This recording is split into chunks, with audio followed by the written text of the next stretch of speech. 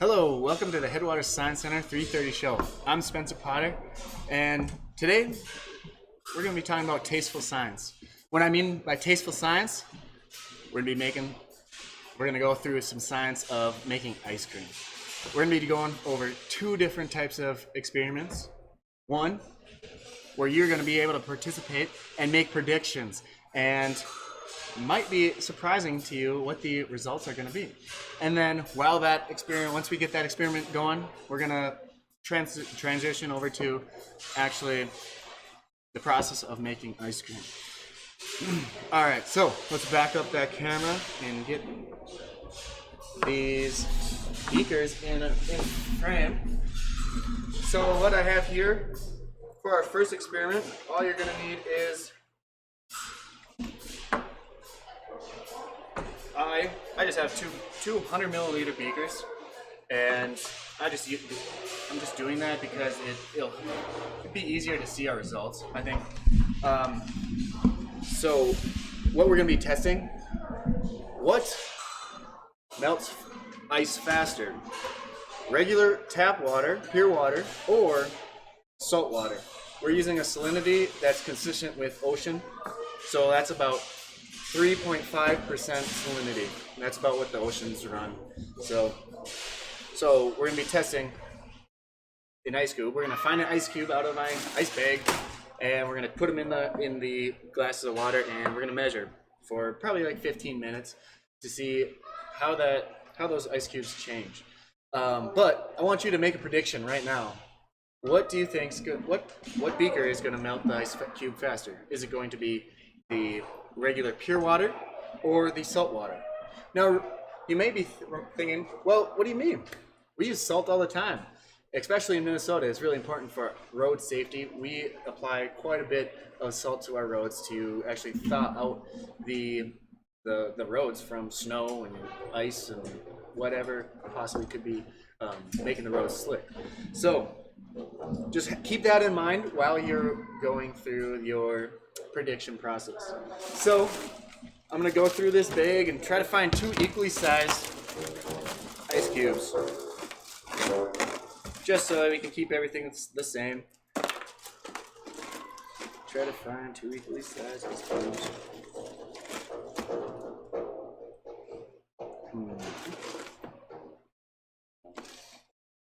Alright. So we got about similar size ice cubes. I'm going to put them in into the water beakers. A little overflow. So that's all we need for our first experiment. We're going to let that sit. While we let that sit, we're going to continue on to the main event. I'm going to slide that off to the side and let that continue to do its thing. All right, so for our second experiment, these are the things that you're going to need at home.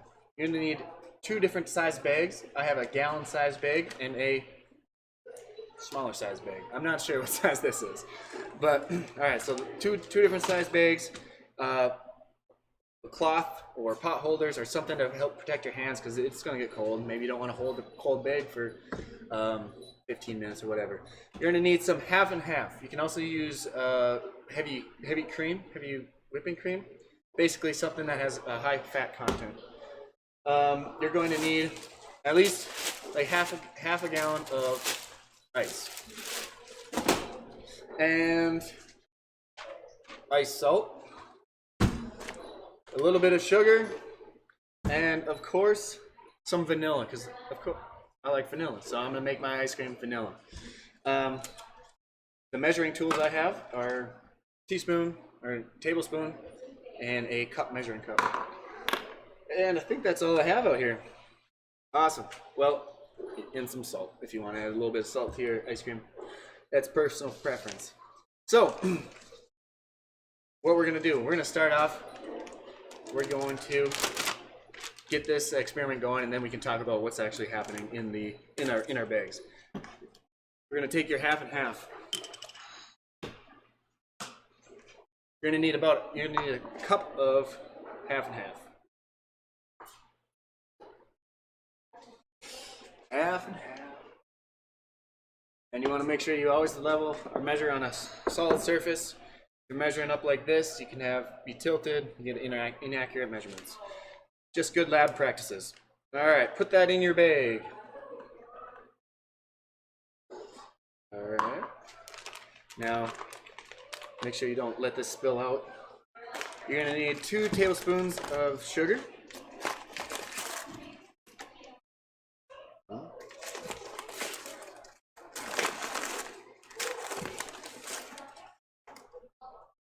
Two.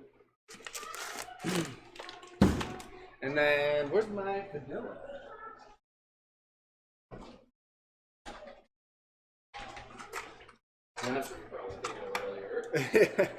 And of course,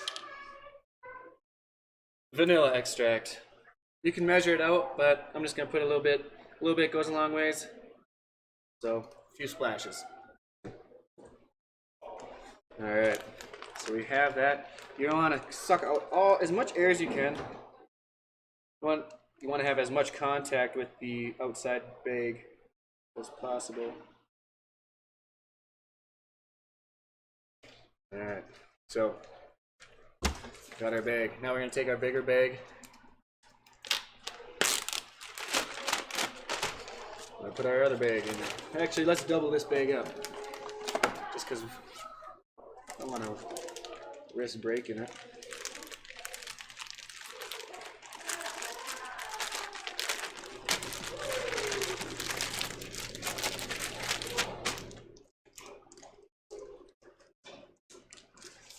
All right, put it in our bigger bag. All right, then you're gonna fill up your bag about halfway. So half a gallon. It's not super precise. You can give or take.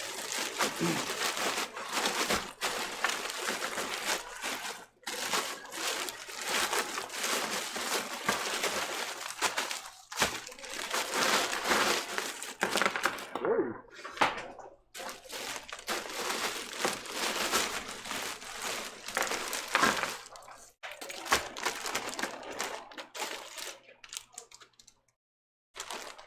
All right, so got it up. Just gonna zip it up. Now, this is a good time to hand this to, I don't know, your students, your kids, because this is where it's hands-on. They get to shake it up as much as they can for about, you're gonna probably check it at 8 minutes. So you're gonna shake it up for about 5 to 8 minutes. If it's not done in 8 minutes, then that's totally fine. You can just keep going. We also forgot one of the most important parts.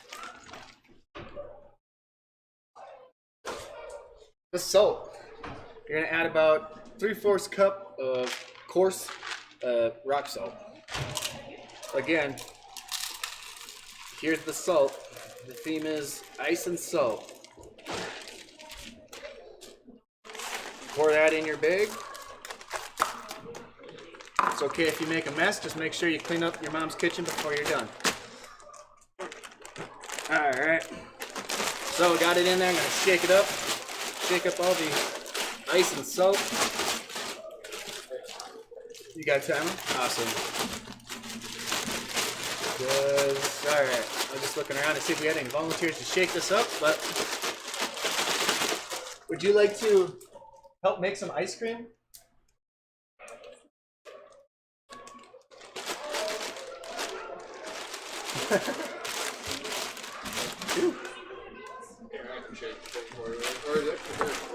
Well, basically, you just gotta shake this bag up for about 5 minutes.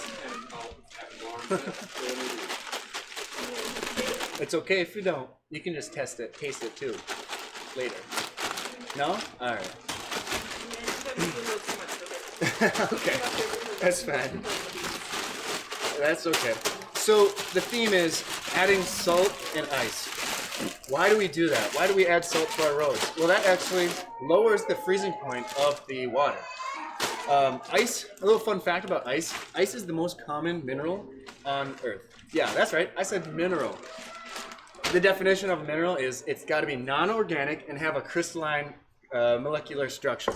And that is exactly what ice has. Well, also there's other compounds like naturally occurring, which ice is also. Yes, exactly. So a lot of people, when they think about minerals, they don't count ice, which is, you know, kind of a crazy thing that's all over our world. Especially given that we count other minerals as those minerals, even when they're melted into like magma or lava, we don't suddenly go, it doesn't count. Ice is the only one that when it's in its liquid state, we go, it doesn't count. Yeah, it doesn't count. When it's in its liquid state, it doesn't meet the qualifications because it doesn't have that crystalline molecular structure. Ice's some unique properties about ice is that it's one of the rare substances that is, when it's in a solid form, it's actually lighter or less dense than its liquid form, which why ice floats, which is really unique. Also takes up more space. Yep. Well, actually, the first experiment is actually taking a lot quicker than I thought. So we'll pause on the ice cream for a second just because it's happening so fast. All right, so if you can see, this is our pure water one, and this is our salt water one. And you can see there's no ice cube in here. I can pour it out. There's nothing in here. No ice cube. Here, I can actually stick my finger in, pull out an actual ice cube. So why, all of a sudden, is ice melting slower in the salt water, but yet over here we're using it to actually cool the bag down to a lower point? Well, that's because of like the different densities in this water column. So salt has a higher density than the fresh water. So in this beaker here, the water is not actually using what we call like a convection. So when heat circulates from hot to cold, that would be like a convection. In the regular pure water, there's no separation in density. Everything is going to be the same. So it's able to move more freely through that and convect easier. While on the other hand, here we have different concentrations. Below, we have the salt water. Let me add this. This is actually a pure water ice cube. So there's nothing else in there. It would be you'd get different results if you had like a salt ice cube or something like that. But the ice cube is pure water. So when it melts, it gives off pure water. Pure water is is less dense than salt water. So it remains on top of the water, which, you know, you're not mixing as much, so you're not being exposed to as much matter when you are convecting something. You know, the more mass you have, the more energy it takes to change energy levels. Which when we talk about energy levels, it's basically talking about temperature. So that is a little quick, just something to think about when you think about. Ask yourself, was your prediction right? Was your prediction wrong? You can apply this to actually the glaciers. Glaciers in salt water actually melt slower than glaciers in freshwater bodies because of this principle. It's kind of an interesting little science fact. So, why doesn't it melt? Why doesn't it melt? Ice. If you were able to look at a little tiny, like the edge, the very edge of an ice cube, you'd see water molecules, H2O, aligning itself uniformly with the other water molecules, or ice molecules, H2Os. And I didn't think this through, that I was going to have to shake this the whole time and talk.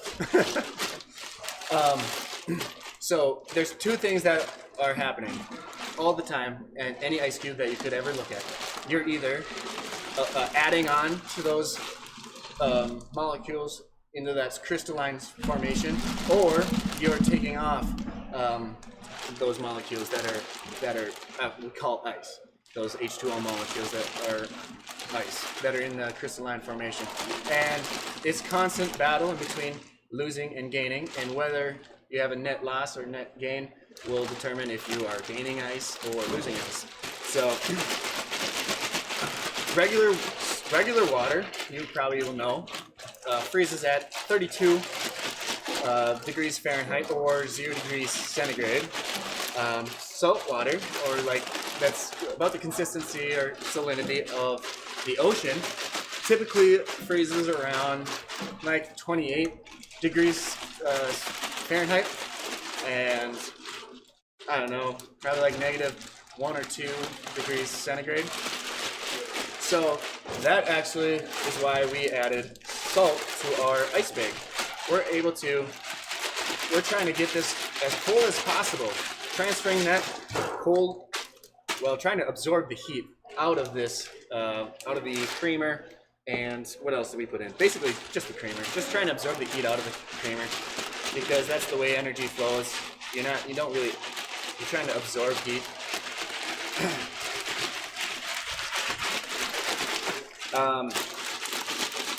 Let's see. What's up? Is it feeling like it's done yet? It's almost getting there, I think, maybe. So there's a little bit more shaking then. A little more. We'll do this for another minute or two. For people viewing 2 days in a row, yes, we are doing 2 30-minute live streams. 2 30-minute live streams?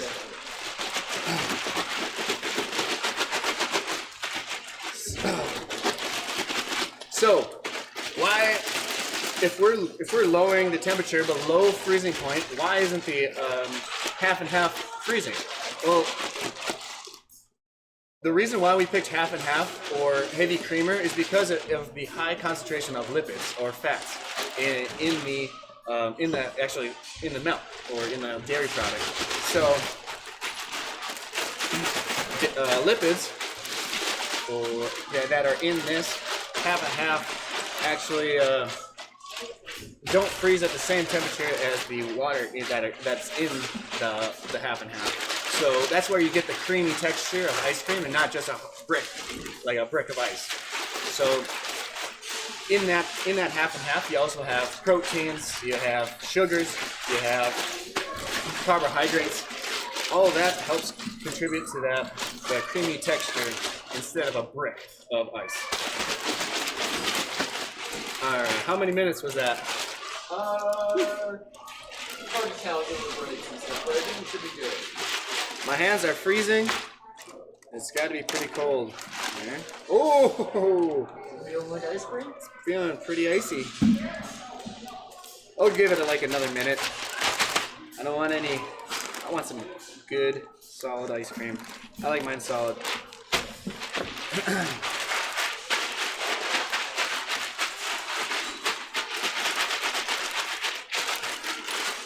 So, if you're doing this at home, this is a great activity for a group because it's hands-on. You can take turns passing around the bag, so not one person has to shake it all day. Or it's great for kids because it keeps them busy. You're actually doing it. You can see the transformation from solid to from liquid to solid or semi-solid.